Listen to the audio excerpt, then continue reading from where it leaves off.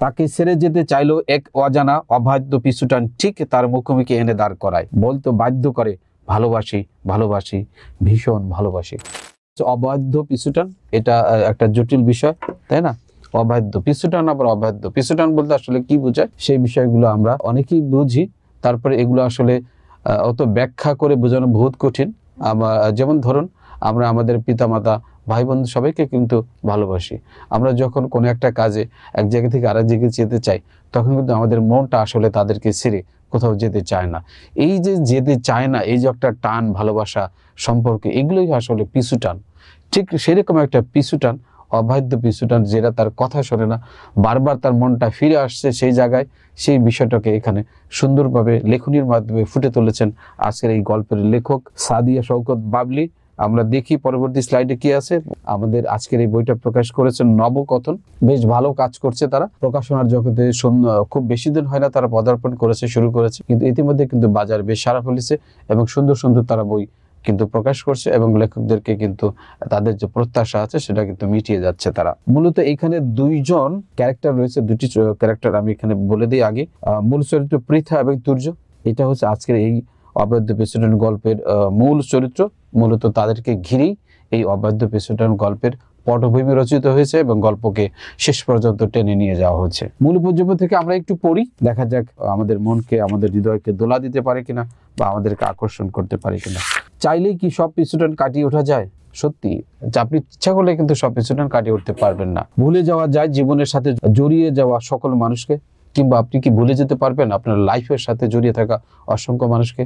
কিছু মানুষকে হয়তো আপনি ভুলে যেতে পারেন, বাট কিছু মানুষকে কখনোই কিন্তু ভুলে যাওয়া যায় না। জীবনে চলার পথে হঠাৎ ধূলিঝড়ের ন্যায় আগত কিছু মানুষও অনেক সময় হৃদয়ের খুব গভীরে ঘাঁটি গেড়ে বসে। ঠিক তো, সত্যি কথা বলেছেন।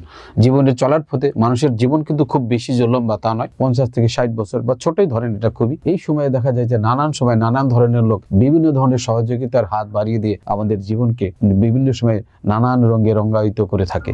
এই সকল লোককে আসলে কিন্তু আপনি হাজার চেষ্টা করে ভুলতে পারবেন না, তারা আপনার হৃদয় সারাক্ষণ থেকেই যায়। হাজার চাইলেও তাকে ভুলে যাওয়া যায় না, দূরে সরিয়ে রাখা যায় না। তাকে ছেড়ে যেতে চাইলেও এক অজানা অবাধ্য পিছুটান ঠিক তার মুখোমুখি এনে দাঁড় করায়, বলতো বাধ্য করে, ভালোবাসি ভালোবাসি ভীষণ ভালোবাসি।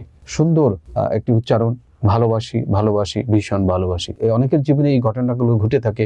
যারা আজকের এই গল্পের সাথে মিল খুঁজে পাবেন, অবশ্যই আমরা আপনাদের প্রতি আহ্বান জানাবো যেন আপনারা এই অবাধ্য পিছুটান এই বইটি আমাদের মাধ্যমে কালেক্ট করে পড়ে নিতে পারেন। পাশাপাশি আপনার যে প্রিয়জন যারা থাকে তাকে আপনি উপহার দিন। আর মূলত এই বইটি যে গল্পটাকে অবতারণা করেছে বা তুলে আনছে, সেটা হচ্ছে মায়ের, আমাদের বাবা মা যে আছে তাদের বন্ধু বান্ধব থাকে, বাবার বন্ধু থাকে, মা যে আছেন তারও বন্ধু বান্ধবী থাকে, তাদের যে ছেলে সন্তান থাকে, এই বিষয়টাকে কেন্দ্র করে কিন্তু এখানে এই গল্পটা ঘুরেছে। বিশেষ করে দেখেন এখানে তুলেছে মায়ের বান্ধবী মেয়েকে বিয়ে করা নিয়ে সৃষ্ট দ্বন্দ্ব, সংঘাত, পারিবারিক টানাপোড়েন, ভুল বোঝাবুঝি এবং ভালোবেসে ফিরে আসা, এই বিষয়কে কেন্দ্র করে মূলত এই গল্পটি রচিত হয়েছে। খুবই সুন্দর প্রাঞ্জল ভাষায় লেখা। আপনারা অনলাইনে অর্ডার দিতে পারবেন ক্যাশ অন ডেলিভারির মাধ্যমে, অথবা আমাদের যে পেজ রয়েছে, ফেসবুক পেজ, সেখানেও কিন্তু এই বই দুটি আপনারা প্যাকেজ আকারে পাবেন। আপনারা চাইলে সিঙ্গেল অর্থাৎ একটা করে বইও আপনারা আমাদের কাছ থেকে সংগ্রহ করতে পারবেন, কোনো সমস্যা নেই। আপনি চাইলে এর সাথে আরও যে নতুন আলোচিত বইগুলো রয়েছে আমরা বিগত দিনে করেছি, অথবা আমাদের সেই সাইটে অথবা আমাদের পেজে রয়েছে, সেগুলো কিন্তু কালেক্ট করতে পারেন একই সাথে। আর এই বইগুলো কালেক্ট করতে অবশ্যই আপনাদেরকে আমাদের সাইডে যেতে হবে, অথবা আমাদের যে নাম্বারগুলো দেখতে পাচ্ছেন স্ক্রিনে, চাইলে আপনারা এটা স্ক্রিনশট নিয়ে রাখতে পারেন। তো সবাই ভালো থাকেন, আল্লাহ হাফেজ, আসসালামু আলাইকুম ওয়া রাহমাতুল্লাহি ওয়া বারাকাতুহু।